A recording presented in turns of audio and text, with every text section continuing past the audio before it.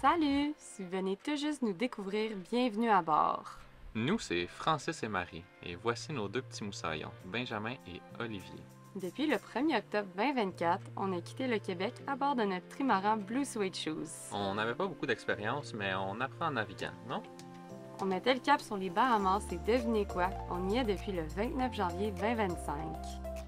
Alors, si les défis, les paysages et la vie en mer avec deux enfants vous intéressent, Abonnez-vous et embarquez avec nous dans cette belle aventure.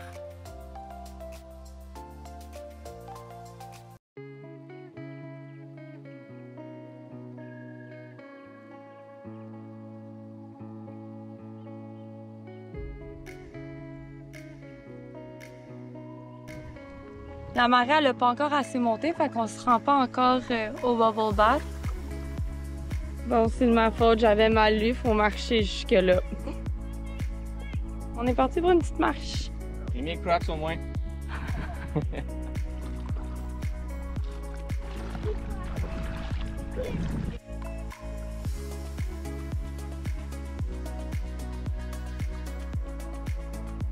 Aujourd'hui, on est à Kompiski dans l'archipel des Exumas et on part découvrir un nouvel endroit ce matin, Rachel's Bubble Bath. C'est un petit bassin qui se trouve juste à côté de Kompiski sur une île appelée O'Brien Key. Et ce qui le rend spécial, c'est un phénomène naturel. À marée montante, les vagues de l'océan Atlantique passent par-dessus une barrière rocheuse et viennent remplir le lagon avec de l'eau turquoise en créant de la mousse. On dirait littéralement un bain moussant naturel.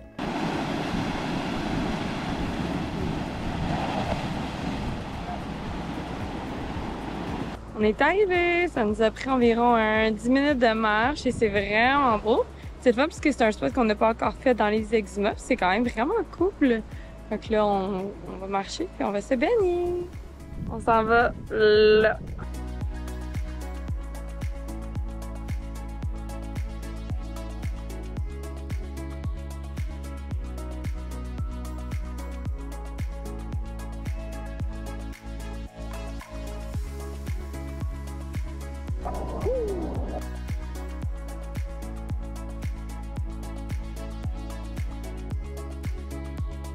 Rachel's Bubble Bath, c'était juste un petit arrêt, un petit stop rafraîchissant avant de prendre notre cap. Une navigation d'environ 5 heures nous attend. Mer calme, vent léger, parfait pour profiter d'une belle navigation vers Shroud Key.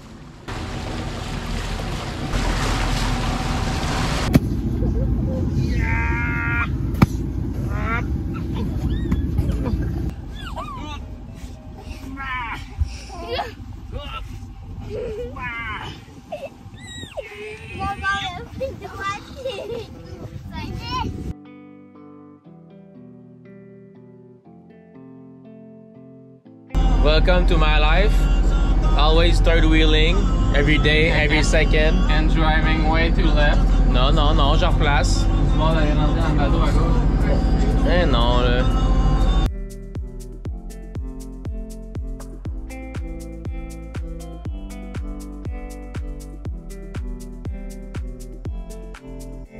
Un invité surprise sur le bateau.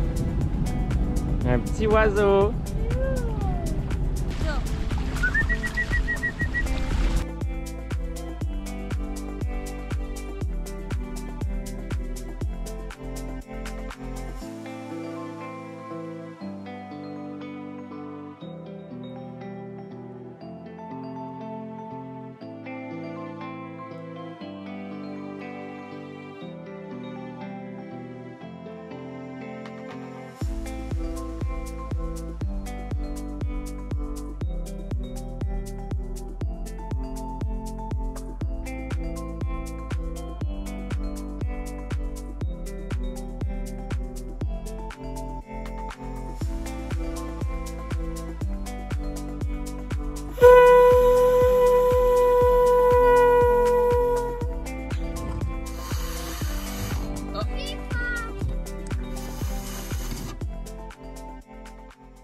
On pensait pas venir ici pour une 5e fois, mais ça donne bien, c'est super beau. Donc on va en profiter ce matin. On va aller faire le sanctuaire des tortues par la route du Nord. Ensuite, on va aller voir la plage avec le washout atlantique. Et on va se rendre à Highbourne ensuite pour écourter la journée de demain un petit peu. Donc on devrait faire un petit 2h30 de navigation cet après-midi durant la sieste à Olivier. Ça, demain, on va juste avoir 38-40 000 nautiques à faire au lieu de 48-50.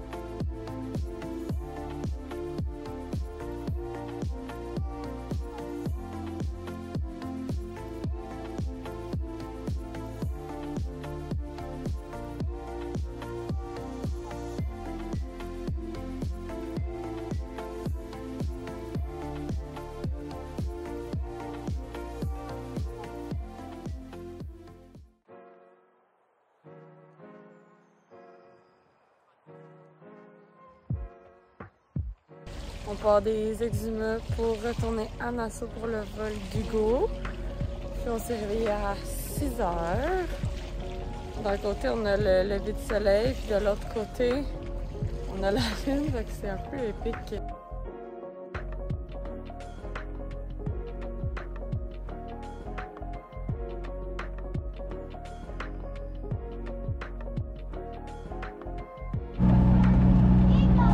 Matin de Fairport pour se rendre à Nassau.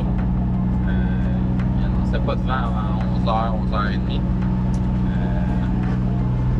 Il est à présent 9 h, puis ils vendent déjà 21 h. On se fait avoir un petit peu par la pétition. On est parti à 6 h ce matin pour essayer d'arriver le plus près possible de Nassau avant que les vagues montent. Les vagues, c'est 0.8 mètres. Ça a l'air un petit peu plus gros, mais c'est quand même tolérable. Là. On est comme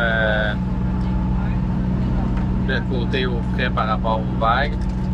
Là, on a le génois de montée, fait que ça nous aide à prendre la vitesse. On ne suit pas tout à fait notre cap, on s'en va un petit peu plus vers l'ouest. Puis on va essayer de remonter sur le côté de Nassau pour se protéger des vagues, là, vu qu'on va être protégé du vent qui est du nord-est environ. Là. C'est ça, là, présentement on roule entre 5.5 et 6.5 nœuds, ça va quand même bien. Les garçons sont dehors, on s'est quand même avancé un petit peu.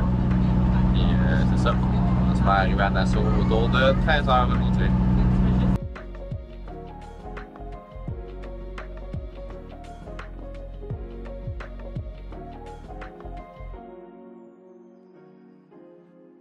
Retour dans le harbour de Nassau. On a appelé la patrouille du port. Ils nous ont autorisé à venir s'ancrer ici pour 3 jours. Donc on est à présent le 17. Il va falloir qu'on parte le 20 au plus tard. Donc on va essayer d'avoir une belle météo pour aller dans la baie à l'est ou à l'ouest. On verra ce que ça va donner. Puis il reste juste 2 dodo pour Hugo. Fait que ça tire à sa fin bientôt. Et après ça, il faut qu'on retraverse vers les États-Unis. Fait que il va falloir qu'on se prépare pour faire ça parce qu'on a 22 heures de navigation à faire pour se rendre à Minuit. Puis ensuite, 8 heures à 24 heures, dépendamment de ce qu'on s'en va aux États-Unis.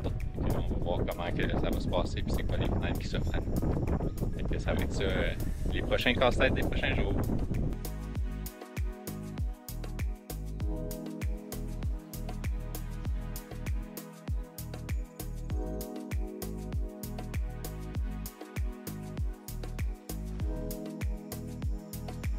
Après le souper, on part explorer Atlantis. Ce qui est bien, c'est qu'après 4h30, même si on n'est pas des clients de l'hôtel, on peut se promener librement sur le site. C'est vraiment un bel endroit pour marcher en famille, surtout avec des enfants qui ont besoin de se dégourdir les jambes après une journée de navigation. Il y a de l'espace, des jardins, des fontaines, des plages, et puis il y a l'aquarium. L'un des plus impressionnants, c'est The Dig, un aquarium souterrain conçu comme une cité perdue. Les enfants adorent et même nous les adultes.